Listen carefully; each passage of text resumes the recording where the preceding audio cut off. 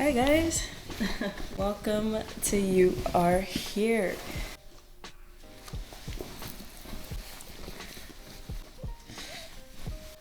Alright, so on today's episode of You Are Here, I want to talk about the downfall of celebrity worship and the power of storytelling. So, there was probably only a very brief time in the world where film was used to say something, regardless of how many people were sitting in the theater to watch it. And then it became, well, how much money can we make off of this? As is the way of the world, right?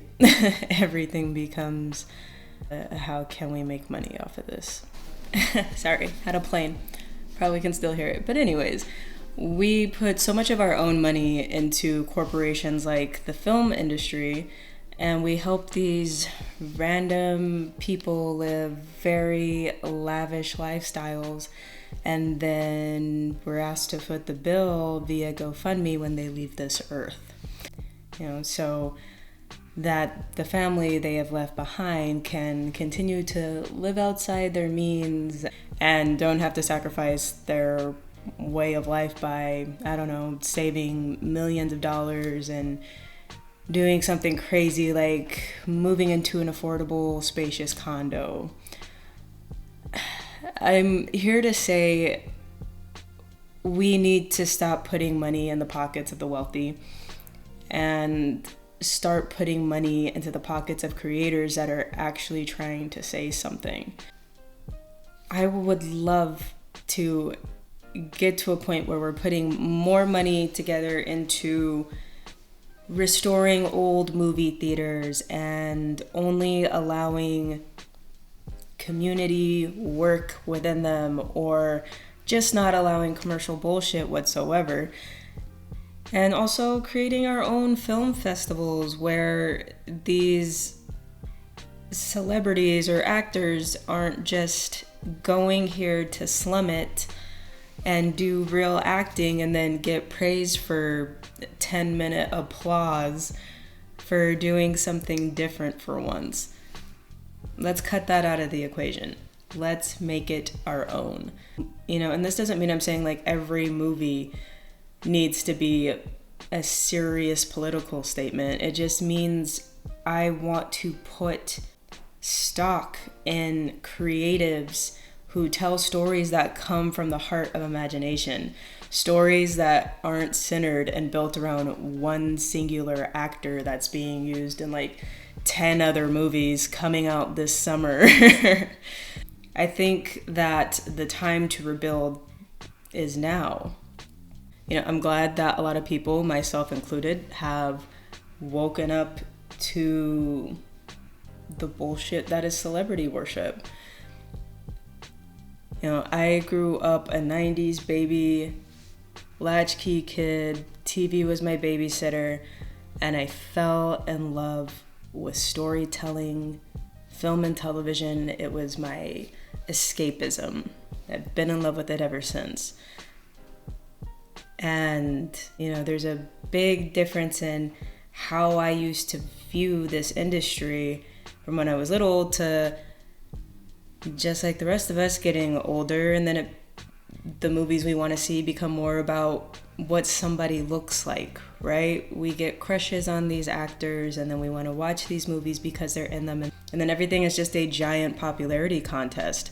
It's not about if they actually have talent, it's about how good they look and how well they can convince people that they're actually a human of substance.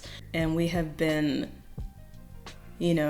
waiting idly by for all of our heroes to make big statements about very big issues that have been happening in our world currently, and they're not giving us anything. Because at the end of the day, even the best celebrity that is vocal about what's going on, they're in the business that they're in to make money, and lots of it. They're not in the business of losing it.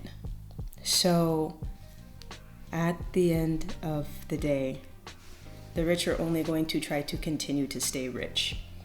And if it becomes a choice of them and their bank account versus us and our world being set on fire, they're gonna die in that vault versus trying to help anybody else. And that is a big thing that people really need to realize, because, you know, I still have a few people that I cling to that are celebrities that I'm like, please don't let me find out anything bad about you. Please say the right things. Please do something. But at the end of the day, I know that that person is out for them more than they're ever going to be out for me or anybody else that isn't in the same position as them. You know, and that's not me trying to be negative. It's just there's proof in the media and everything that we're seeing. We're constantly being let down by false idols, false heroes. We thought these people actually stood for something, and they don't. They don't stand for anything outside of themselves.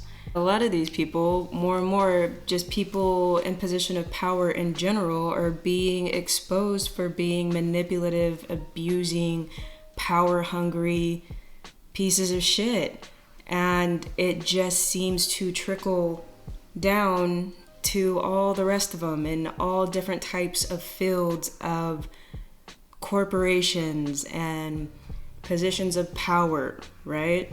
And then for me personally, I have all these celebrities that I've always liked, or actors that I've always liked, and then I can see them standing for something that I think is very important in terms of inclusivity and in terms of community.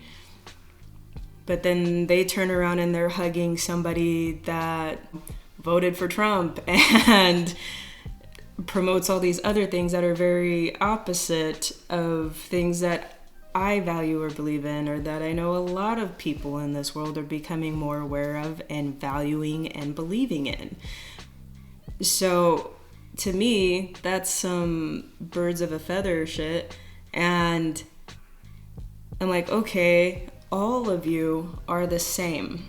You all just like to pretend and create this narrative that you're not like the rest. Everybody's just playing a PR mind game, trying to see and predict how is all of this stuff going on right now going to end, and are they going to be on the right side of it or the wrong side of it? That's all that's happening, to be honest with you. So, you know, I'm sitting here blabbing about all this because I have big plans and big goals to encourage the world to be more about community and helping one another. Going into all these things that we're waking up to, I know I'm not the only one waking up to questions like, why are we all living in this world being restricted from the earth and all of its natural resources and things that belong to everybody that lives here? Why are we being forced into ways of life that are mentally depleting us, even to the point of us not wanting to even be here anymore? We are put into this illusion of fear and all kinds of distortion that makes us think that we don't have a voice or a right to change any of this, but we do, especially if we all come together and make our voices heard. We're all out here struggling because of the way that we allow the rich to stay rich and help them do so. I know that things like this can be changed. It's happened multiple times throughout history. It happens even in the now in other countries. Things can be changed if you will them to. You have the power to. You have the magic. We all do. Don't let the powers that be convince you in thinking that you don't have a voice or a right to things that come naturally to us, to taking our power back, to taking the earth back, to taking creativity back. Like, I'm going to give an example of what I feel is storytelling at its best, and the way that storytelling coming from the heart, coming from the world of imagination, coming from a place of care, can withstand the test of time. So in 1955, I'm sure a lot of us are aware of the tragic and horrendous murder of Emmett Till. You know, in the aftermath of his death, an all-white jury acquitted 2 killers, both white, of all charges. This miscarriage of justice was a heavy stamp in the civil rights movement, and a man named Rod Serling, a 30-year-old rising star in a golden age of dramatic television, watched the events play out on the news. Now, if you're not familiar with Rod Serling is a famous writer. He is the creator of The Twilight Zone. And Rod Serling had a lot of great thoughts and quotes on television as a medium and the power he could see that it had, and the responsibilities that we have in this art form to create change. And also calling out the ways that media does not create change in positive ways. You know, case in point, in my own personal example, the Kardashians. That is a form of media and encouraging people in all the worst fucking ways. But anyways, Rod Serling believed that the writer's role is to be a menace of the public's conscience. The writer must have a position, a point of view. The writer must see the arts as a vehicle of social criticism, and the writer must focus the issues of their time. So soon after the trial of Emmett Till concluded, Serling, writing off the success of his most well-received teleplay to date, felt compelled to write a teleplay about the racism that led to Till's murder. But censorship at that time would not allow for it, and there was also concerns about Southern audiences and how they would feel about seeing content of this nature. So Rod Serling had to rethink his approach. His response ultimately was The Twilight Zone.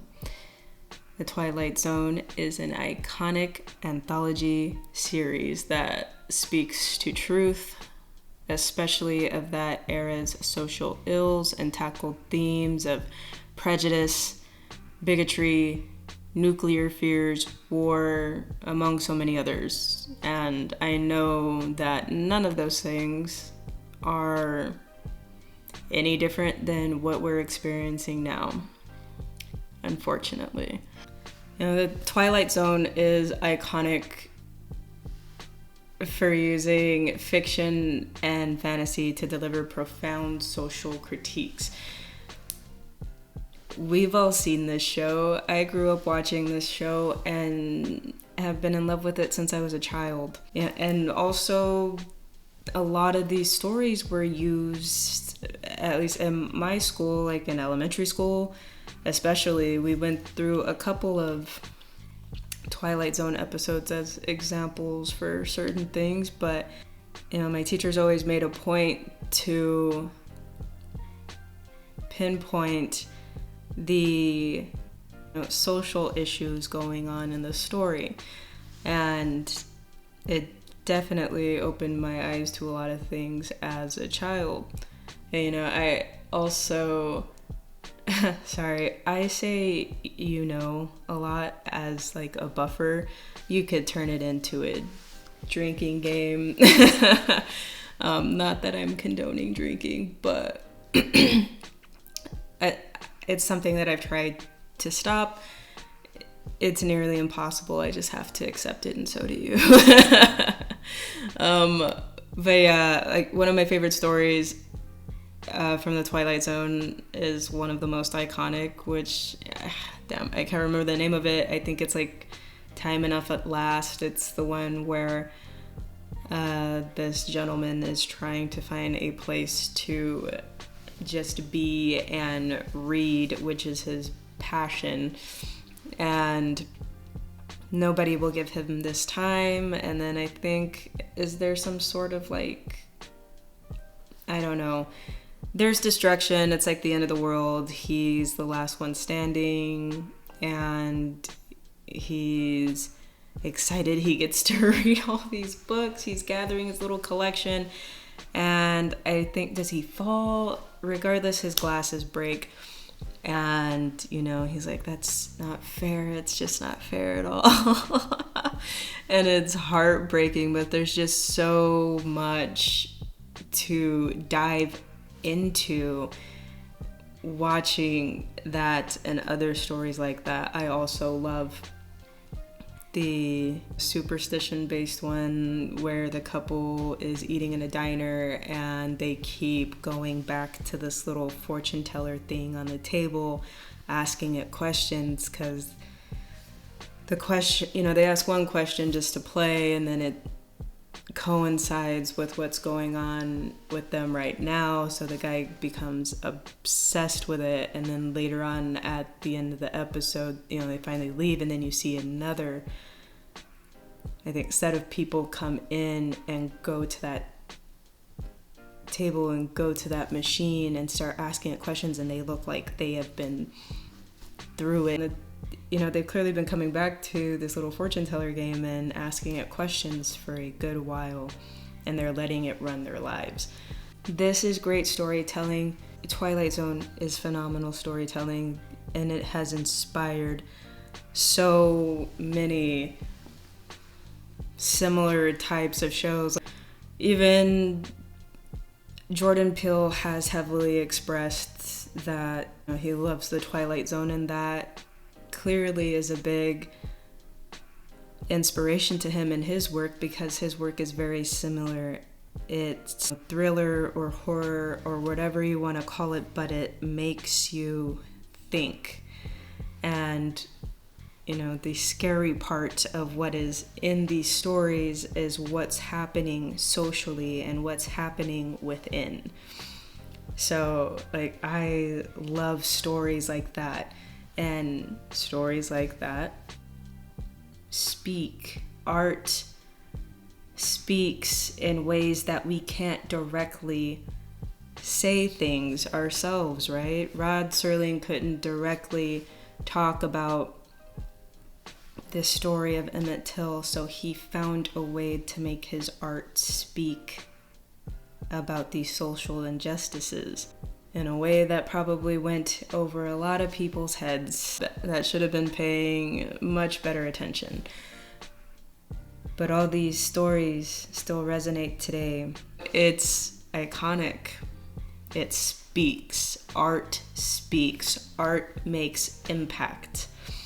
Creativity makes impact. Our voices, our courage can break down all of these things that people have created for us as social norms. We can change it. We can speak on it. We can group together. Storytelling is important, whether it be fictional, whether it be in the form of a documentary, whether it be through a song. It can be so many things, but storytelling is so damn important. And I know that we can make a lot of changes and change this corporate, constructed, minimalized version of creativity. I feel like film needs to be this like secret treasure, in the same way that Broadway theater is, the same way that ballet is. not this exploited art form that only makes way for commercial bullshit and pushes agendas of the rich or toxicity, which theater-wise only leaves a few awkward time slots for films with actual merit to be seen. Films with merit get pushed out and pushed into awkward time slots in theaters, and you're like, oh, I really wanted to see that, but make way for the Avengers. I know that we can do so much better, and not that I'm praising anyone, but I commend people like Quentin Tarantino and Kristen Stewart buying old theaters, and Quentin uses it for showing retro vintage films and cartoons, and I know Kristen Stewart wants to construct and rebrand the theater that she bought to do something very similar to what I'm talking about today, which I think is amazing. Something else that has been heavily inspiring me, I came across this radio station on Instagram, or via Instagram, called KPFK, and I felt like it was a big sign from the universe in creating this episode. I found it just the day before, and it heavily inspired me, and I was like, okay, this is what I'm talking about. I'm talking about community here. So KPFK, I'm gonna mention some things that I saw in the About Me on their website. They very much pride themselves on the fact that they are powered by the people, not corporations. They are a voice for the voiceless, and I love that. That's what we need more of everywhere. We need to create a large amount of community with everybody in this like-minded field of wanting things to be better for everyone, not just a certain class of people. KPFK was started in 1959. Their structure is unusual. They are a locally elected station board and a national nonprofit. This ensures that they answer to people, not shareholders.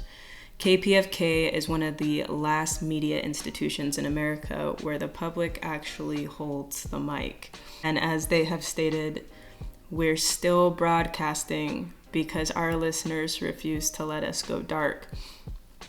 It sounds like a similar love that people have for similar broadcasting like PBS.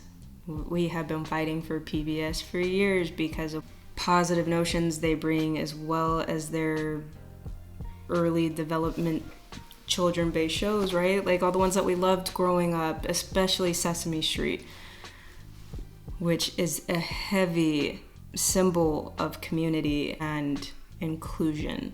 Yeah, I was looking at their website, and they promote local podcasts, and they show a lineup of their daily schedule every day. They have like a 12 a.m. session, I think, on weekends of like house music, and then at 4 a.m. they're playing like oldies by a certain artist. To like another time schedule is for political based subjects. Or I saw another one that was like radio show for people who like to bike, and it'll be biking in your community and biking information throughout the world. And another thing could be talking about race and socialism and all these things, and I just think that that's amazing. It reminds me of radio shows and content that I grew up with in the early 90s that I feel like we've lost a lot of along the way, especially as things have gone highly digital, but highly digital and commercial. It's just like I stated earlier, that mindset of, ooh, something's really popular, how can we make money off of it? and then it loses its heart. It loses its core foundation. KPFK has not lost its heart, core, or foundation. And I love that. And like I said, things from restoring theaters and creating our own network, things like KPFK and creating community and giving a voice for the voiceless and amplifying each other and sharing things with one another and trying to help uplift each other and not make everything about money. Help people because you want to help. So let's just help each other feel seen, heard, knowing that you are here and that there's a helping hand out there that isn't expecting something in return and isn't making you do something that is outside of your character in order to get it. Film industry and Hollywood is such a disgusting field for those very reasons, but I'm not going to get into that right now because that's the next episode where we're going to talk about cancel culture.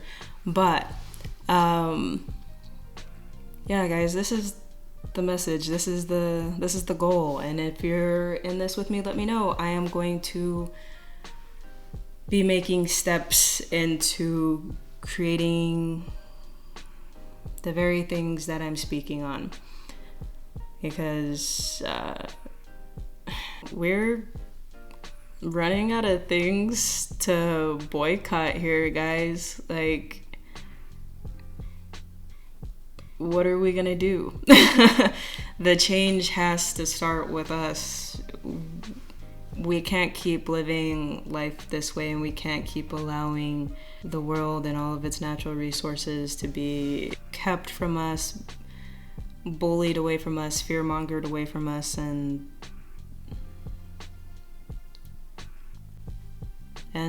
just not standing up for ourselves and others and for what's right. You know, there's this woman that I follow on Instagram. I'm sure a lot of people have seen her. She is calling out a lot of people who are celebrities in the limelight and just exposing them and all their bullshit. And at the end, so she says something along the lines of, you know, mind your idols. And I love that because we really need to. This whole setup just needs to go away. Hollywood needs to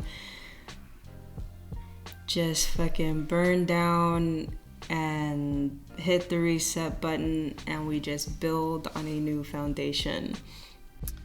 Okay, just to reiterate on what I was saying, because sometimes I can lose focus when I'm rambling and also trying to focus on things I've written down. But the point of what I'm trying to promote and accomplish is just more community. I saw an actor just this morning talking about the very same thing, and it just re-inspired me. But he's like, you know, we can build systems together that don't rely on money. And that's what I'm trying to get to. I'm trying to get to in all forms of life, whether that be in a creative sense or just helping each other stay alive and eat. Like, we can build systems and community for one another that doesn't rely on corporations or money. We can just fucking help each other and get together and make sure that we're all good. You know, this actor was talking about how in the beginning of like Screen Actors Guild that, you know, black people weren't a part of it and weren't included, so you know, they had to look after one another and make sure they were taken care of. And he was mentioning how that led to things that we still use today, like free lunch at school. It's community, it's people trying to make sure that everyone is okay.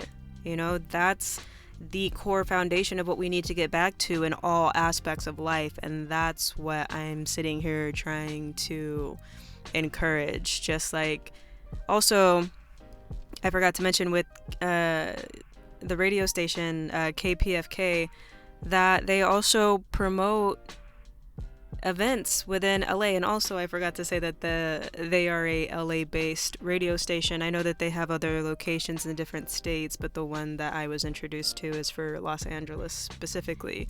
So it's for a Los Angeles community, and they promote events like theater events and theaters that I've never even heard of before. And I'm talking about theaters in the equivalence of like Pantages and things like that. So, you know, they promote events, and I'm like, dude, that's dope. They also help sponsor and promote films, documentaries, and it's just dope. Like I said, I love it. I love that energy. I love the dedication to people. We are all people. We are all humans, and we should all be taking care of each other. And we should all be given the opportunities to work within our passions and our skill sets without who we know or what families we were born into being a factor in how much we can achieve within our passions. That's the whole point of everything that I'm saying. That's the point of everything I'm trying to get to, and what I'm trying to find a way to also encourage, whether that be working with broadcast stations like KPFK and, you know, other community-based resources like them that are out here trying to help people. So that is my whole point. I just wanted to make that clear. You know, as silly as this sounds, like, I see the world right now as Pride Rock at the end of The Lion King. It's on fire, and we are going to be the rain that extinguishes it. So what do we do when the fire's out? Are we just going to keep letting the same repeated cycle of abusive behavior happen to us, or are we going to do something about it and change it? You are the magic. Nothing happens overnight, you know, but we are the magic. Don't forget that. So with the rest of this episode, I want to go somewhere where I have never been before, which is the Academy Museum. I want to go there, and I want to see what is being designated as cinematic history and why, and if I agree with it. I'm hoping that it sparks something in me that embodies why I love storytelling so much, and seeing what kind of hope there is in getting back to the root of it all. And if I see the jazz singer in there, I'm gonna fucking scream. If you know, you know. Sorry about that, had a little technical difficulty, but before we get into the rest of the episode, let's take a little trip back to Danielle from Storytelling's past and see what she has to say about some of our favorite examples of storytelling. 1 second. So, you know, I'm here with this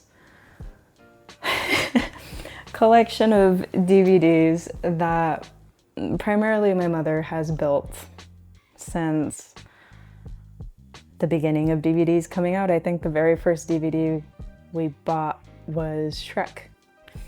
And, you know, I'm looking at some of my favorites here, like The Mummy, which is probably every millennial's like wet dream. And that's actually The Mummy Returns. It still classifies. But we have classics here like Jumanji.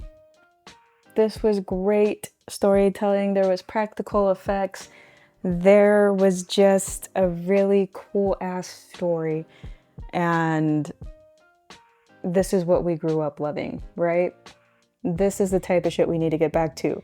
Not duplicating it and remaking it, but being inspired by it and creating something new and amazing and just as cool in our own words and our own voices. You know, like the works of Jonathan Larson. And like the voices of the chipmunks. This is one of my all-time favorite cartoon films, and I have passed it along to my nieces and nephews. Primarily my nieces are little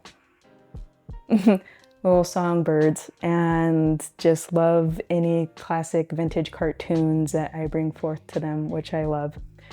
But it's a great way to connect. The Chipmunk Adventure is something I still watch to this day because I love the adventure and I love the music and I love the story. You know? One of my all-time favorites, the Iron Giant. I actually have an Iron Giant tattoo. That's how much I love this story. That's how much this story touched me. I loved the representation of this Iron Giant being a vessel and learning what humanity is, which is something very much needed in the world right now. But I can tell you right here, a movie that made me fall in love with storytelling. Titanic. Definitely not an age-appropriate movie. When did this come out?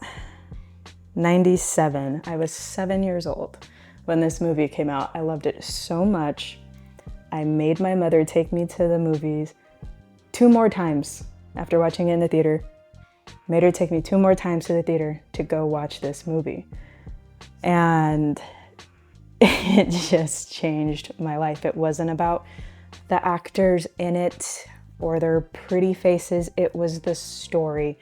It was the practical set. It was the music, the original music going along with the movie. It was a dedication to blending real life events with a fictional telling of a love story, right? So many people love Titanic, and it is a cinematic masterpiece because it is, although talking about an unfortunate historical event, it is also an original film.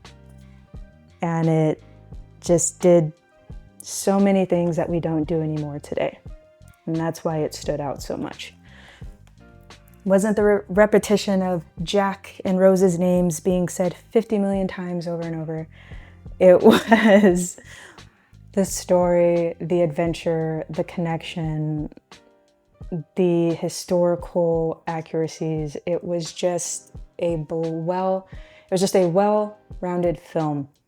And I want to tap more into historical works of film and why they stood out. And yeah, I'm going to take you guys along with me. But in the meantime, I would like to ask some more of you, what is a movie that made you fall in love with storytelling? What was it that put, your butt back in the seat to go and venture off and watch more movies? The floor is yours. Let me know.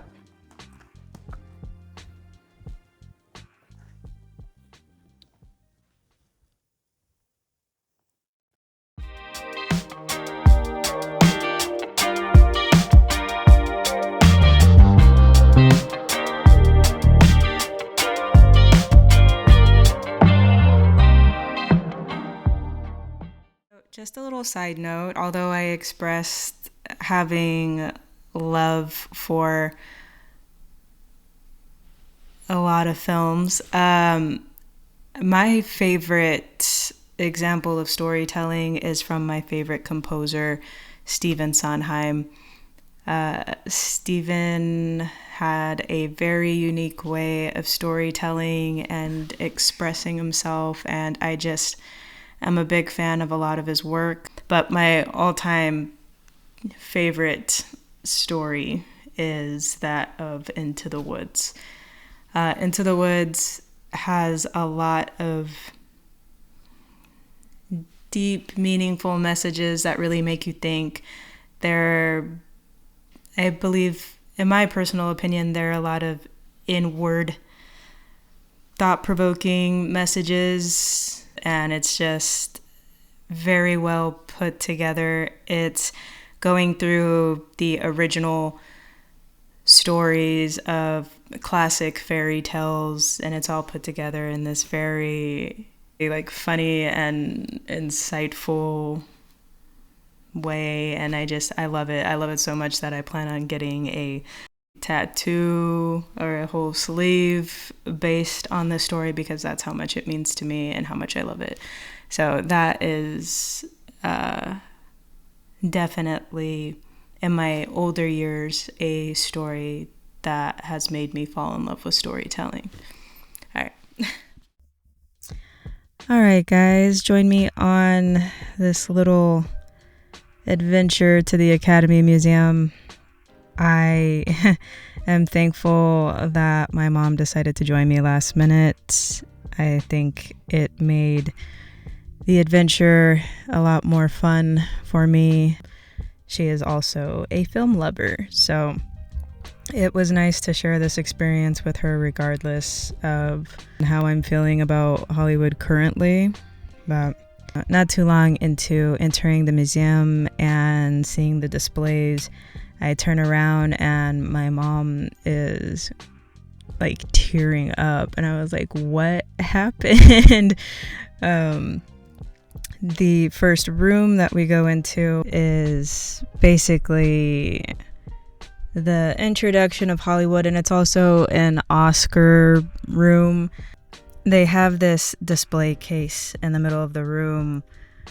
It's significantly big, and it's showing the beginnings of Hollywood from 1920 all the way up into 2026. And there are historical facts for each decade along this display, as well as on the walls they're projecting one by one different infamous Oscar speeches throughout the years.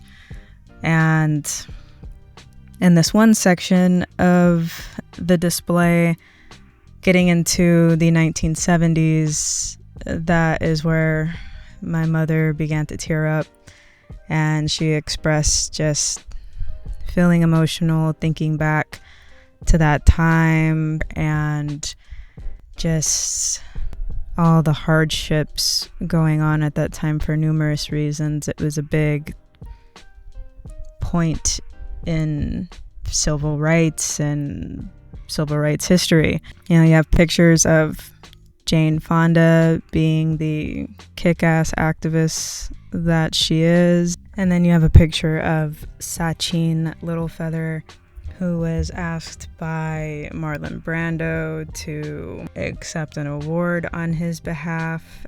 And it's a very pivotal moment in Academy and Oscar history. Just as it said, it was the first political speech delivered on the Oscars ever. It pissed a lot of people off. You know, that along with another pivotal moment they mention, a anti-Vietnam War documentary, Hearts and Minds, won Best Documentary Feature in 1975. And as it's stated on the display case, the speech that was given expressed gratitude to the U.S. anti-war movement and was also one of the most politically controversial Academy Award speeches ever. As the ceremony continued, co-host Frank Sinatra apologized on behalf of the Academy, while other presenters voiced their agreement with the creators of the documentary. But yeah, this is why my mother was tearing up. You know, a very pivotal moment in history that is not far off at all from what we're experiencing today. And this is the exact kind of inspiration that I'm looking for. And how do we rebuild and reset and create with integrity and intention? Yeah, I think it's really sad and kind of pathetic that the Academy has these moments displayed as if being proud, when, just like it's stated in these displays, they were seen as moments of betrayal and dishonor in a way. And yet they wear them like a badge of honor as if they encouraged it, and they didn't. These were people standing up for causes and breaking down the wall of a cookie cutter world and expressing what's really happening now and what needs to be done about it, and how there needs to be community and integration. But they have these speeches going on in the background, and they're playing Hattie McDaniel's speech, and my brain's thinking like, this was such a amazing moment for her and for Black history, especially in regards to being an actor. And a big part of why it happened is because white actors had to fight for her and vouch for her, like Bing Crosby and Clark Gable. These people vouched for her, and that led to her getting an Oscar. But it's like, I don't like seeing the Academy claim these as amazing moments in history when, if they could have had it their way, these things never would have happened. So, I don't know. That's how I feel about that. But yes, going throughout the rest of the museum, it was interesting to see what they chose to put on display and what they found important. I don't know. I feel like it was just very much lacking in a lot of diversity and a lot of the main point of film history. And I don't know what it was like when it first opened and what they displayed versus now. It seems like they're really grasping at straws for things to have on display, especially getting into like the Marilyn Monroe exhibit, which I did enjoy as a fan of Marilyn for non-stereotypical reasons. But I also just feel like it's always a crutch that the film industry can lean on for numerous things. And I don't know, at the end of the day, I just wish that they would let Marilyn's soul be at rest and just stop being used for the benefit of making money and not really telling a story that goes so much deeper than her appearance. But I will say it was cool to see certain displays in there, like handwritten business cards that she made at the beginning of her career when she was like hustling, trying to get her foot in the door. I think that's amazing. I love stuff like that. But yeah, I don't really condone it. I skipped the whole Hollywoodland exhibit. I'm not going to get into that.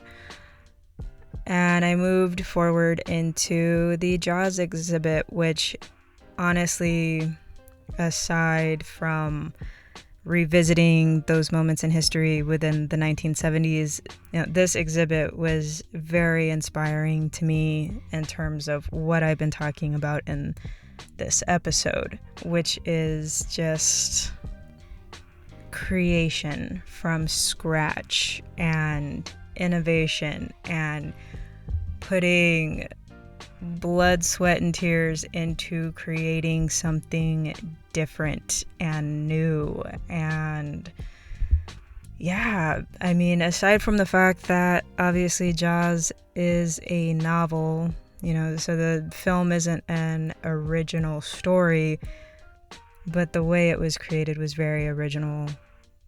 All the lengths that they went to create this shark, and location scouting, and there is a shout out to the film editor of Jaws, Verna Fields. Verna Fields preferred to edit during production, which is an uncommon practice, and was among the cast and crew on Martha's Vineyard, on the set of Jaws. Like, I thought that was cool. But just overall, if you've seen any sort of documentary, I think even on Netflix with that whole series that they have of like how a movie was made and how it became an unexpected hit, I believe Jaws is one of those ones that they display. Just seeing all the hard work that went into it and all the ways that so many things could have gone completely south, all these things that could have gotten cut, all these things that could have and did go wrong that could have just derailed the film entirely.